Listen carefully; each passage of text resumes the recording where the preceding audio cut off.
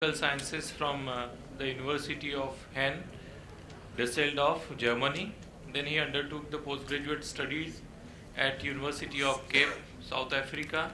He completed his doctoral degree from Institute of Disease and Molecular Medicine. His research work is focused on molecular characterization of allergens and their impact on our immune system. And in 2006, he has moved to Australia. Now he is working at JCU, which is a James Cook University in Australia. I request Dr. Lopata. Thanks for the invitation to come here. I'm sorry for the ones who are outside still digesting the food. We are talking now about the side effects of food, about food allergies.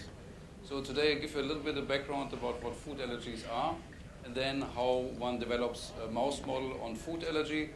And I will tell you also the pitfalls about developing mouse models and how we went about. So what are the prevalence of allergies in general? And I have a couple of data here. So in 2018, which is basically next year, about half of the world population has some type of allergy. So it's not just food allergy, but allergy in general. And who has, in the audience, has a house dust mite allergy? Can you lift up your hand? Who has a house dust mite allergy? Nobody knows.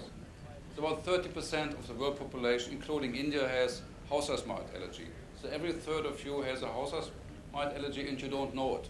Because there are other symptoms like a little bit pollution in the air, overriding all of the symptoms. So having a house dust mite allergy or any other inhalant pollen allergy drives this response to food allergens subsequently. So this is called the allergic march. So we know worldwide at least 500 million people have some type of food allergy. And we are particularly working on seafood allergy. And when you look at fish and seafood allergy amongst adults and children, they make up about 25% of all food allergies. So it's really significant in numbers. So what about the future?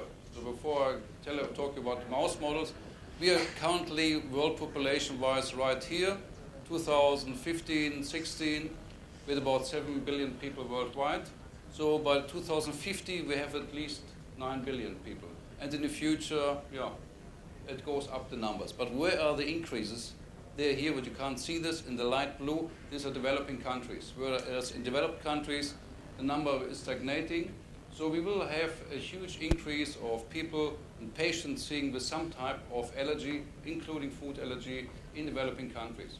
So that's something you have to consider for future research.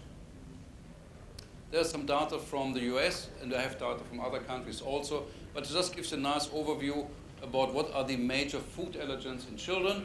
Here in light green, milk, egg, peanut, tree nut, a little bit fish, a little bit shellfish. What about adults? In adults it looks very different, almost opposite, with shellfish being the major food allergen.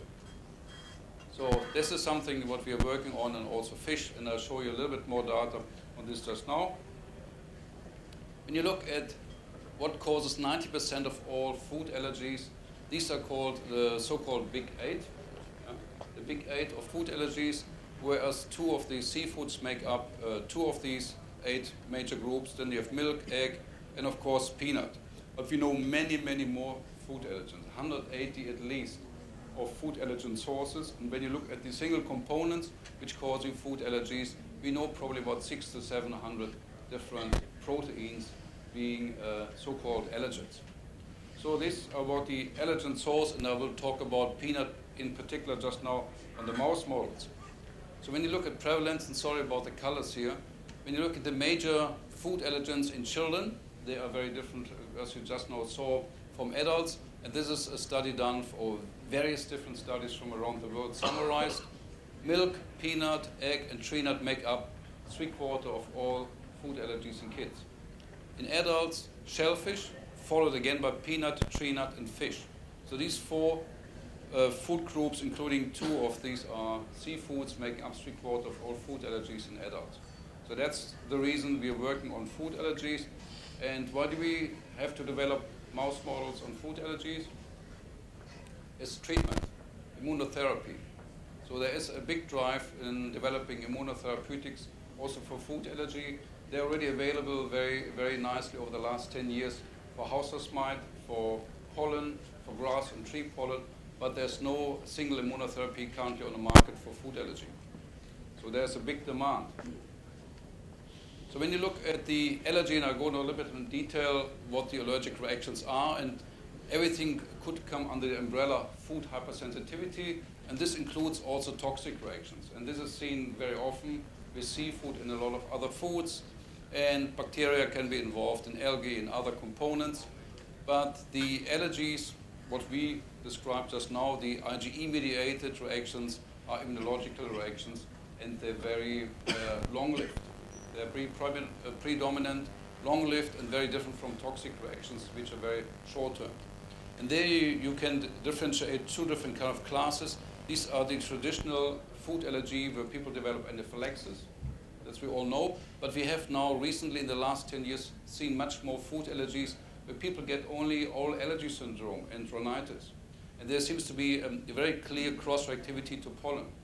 So the first studies on saw this was actually done in Scandinavia, where they saw that people develop allergies to apples who develop an allergy or sensitization to pollen to a particular tree called birch tree, the tree with the white birch you see in Scandinavia. And if you're allergic to birch pollen, you are most likely also allergic to apple, but only to raw apples. You can eat cooked and heated apple because these allergens are destroyed. So this gives you these class, and now we know lots of different cross-activities between food and inhalant. And what happens in this allergic sensitization? Just very simple. You have here these allergens. I just wrote here seafood, but it can be anything else. You have here our immune exposure, B cells making antibodies here in green, and this is a particular type of antibodies. They're called IgE antibodies. They're very low concentrated in blood. They're actually the most low concentrated antibody we find in serum and blood. They bind on particular receptors on a variety of different cell types, mast cells, basophils, eosinophils, and a lot of other cells. Re-exposure to this allergen causes this cross-linking of this antibody, degranulation, and then is a whole range of clinical effects mediated by, again, a whole range of different mediators. So when we look at a mouse model, at a murine model of food allergy, we want to see all of these effects also there in this mouse model. So that's why we always have to look back, what do we see in patients? So in particular here, the same scenario, a little bit more complex, but what you see here are the different organs, smooth muscle cells, blood vessels, mucus glands, platelets, and so on. All of these things you can measure in various organs as well as in blood. You can do this in patients, and it's done frequently, so you should also be able to do this in a mouse to confirm sensitization or not.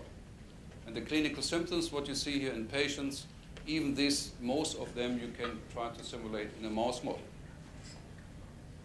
And diagnosis, how do we diagnose allergy in patients? And that's done in vivo and in vitro using quantification of IgE antibody in serum and blood. And of course, other things like, for example, a history, skin prick testing you can do in mouse. And of course, you can see physically symptoms of these mice. And I'll show you just now some examples. So we wanted to develop a particular model on shellfish allergy. There was none available, so we looked at the literature and say, okay, let's find a paper where we can simulate. And that's what most of the people do. Before it comes to the 3 R's, at first they look at papers, see something which might work or might not work for them because you don't really know what works. But something what lots of people do, you try to do it and you see my mice are not getting sensitized. And then you start trying out different combinations. And so we, or my PhD student, I must say, wrote this nice review where she looked at about 30 papers. This was only 30 papers with food allergy, which were really reproducible, where you could really compare time of exposure, the quantities, the different outcomes, measurements, biomarkers. And comparing this, we tried to identify, okay, what is the best model? And the question was, of course, is there a best model? And of course, you can't read this, it's too small, so I go with you through the things. So there was a couple of different allergen sources, egg, peanut, and fish. You see already the different combinations of different studies. And IP is intraperitoneal sensitization. And then on the right side, you have a challenge, which in this case was intergastrodental challenge via a feeding tube. So these exposures to food allergen can be any combination. It can be IG, intraperitoneal IG, or intravenous also challenge, or intranasal also, intranasal and IG challenge. So various combinations you can see. I think I'll show you a little bit in detail what we found for peanut, because there was nothing for shellfish. So peanut is the closest in most studies food allergy when it comes to patients, as well as to mouse models. And you see here the types of mice are used. You heard about BARB-Cs early on, but also about Black 6 and C3H-HEJ. It's another type of mouse often used in mouse models. So that's already kind of hint there are different mice. The sensitization dose varies from 5 milligram to 50 milligram. Challenge dose, sometimes 10 milligram up to 200 milligram. Huge variation in doses. And then, of course, to generate food allergy in a mouse is actually very difficult. So people using different vehicles to try to sensitize these mice. What you see here, CT is cholera toxin.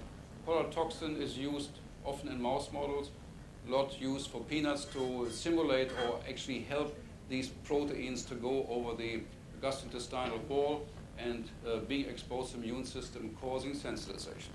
So cholera toxin is one of them, other ones is alum, and nobody really develops in mouse model without using any kind of adjuvant. There's something to consider. And when you look further, we had here also another model explained intragastric exposure and intraperitoneal challenge. So is this a real good model for food allergy? That's a good question. Inhalant allergy to pollen and house's mite is very easy.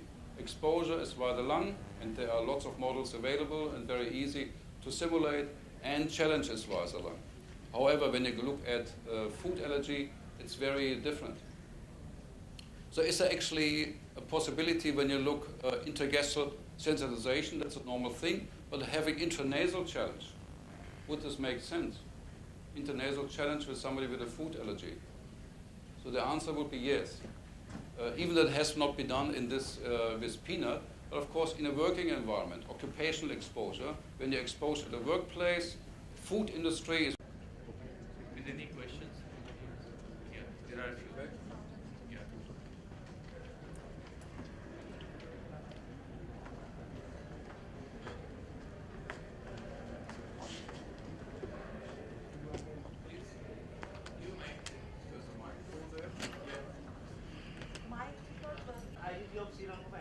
Yes, so in this particular model, what I showed you, also our own one is. In your experiment one, you can show that the serum antibody of IgE. Yeah. So what is the antigen? The antigen is whole extract of protein extract of form. It is specific or whole molecules of protein? Yeah, we did the whole extract. So In the whole abstract, it is many types of antigen is present there. How do you specify that it is a specific antibody for IgE? look, for this short 20 minutes, I couldn't show you everything. So afterwards, remember the first thing was about tropomycin, which is the major antigen. Afterwards, the same serum and run it against pure. This is the procedure, sir. I just want to know that in your allergic food, when you say that the food allergy, and develop a serum antibody of your IgE, so then there is a different types of molecules or the antigen is present there in your food particle. Explain you. So the tropomycin protein, pure Streptomycin. put it on the LASA plate, the same mouse serum, and then we can quantify the response. So the major IgE response, this whole extract is derived from this one protein, tropomycin. Streptomycin. Why not? Got the amino acid sequence, got the recombinant protein. So we know this mice, the main response to tropomycin. What is the molecular weight of this compound? 37 kilodalton. Okay, this is university. Thank you. Thank you. Doctor, this was a very nice presentation. My son is allergic for the last 20 years. Yes. Good question. Thanks very much. That's a very important population disease question. We have done this. We look at It is not audible here. Something has happened to the sound system. Okay, so we have looked at this absolutely. Not myself, but colleagues in Melbourne, looking at migrants And what you can often see, the first generation of the children of these migrants, once they are even 5 years in this new country, Australia, also in other countries, similar studies have been done, they have the almost identical allergy profile to children born to locals, to Australians. So the children very quickly adapt to the allergen repertoire, and we don't know if this is the food intake or if it's the environment, the microbiome. There are a lot of different potential factors, but children very quickly adapt to the allergen profile which is seen in this particular environment. So does this answer your question? Indian population we haven't really done particular. I think in these studies they look just at immigrants in general, Africa, Asia, but I think the trend is always the same, that people when they migrate, they have a different diet, a different environment. They, within 5 years, they adopt a very similar allergy profile, unfortunately. Yes, some more questions? Probably no time. So I will be around, so if somebody has some allergy question afterwards. Thanks so much. Thank you, Dr. Pradeep.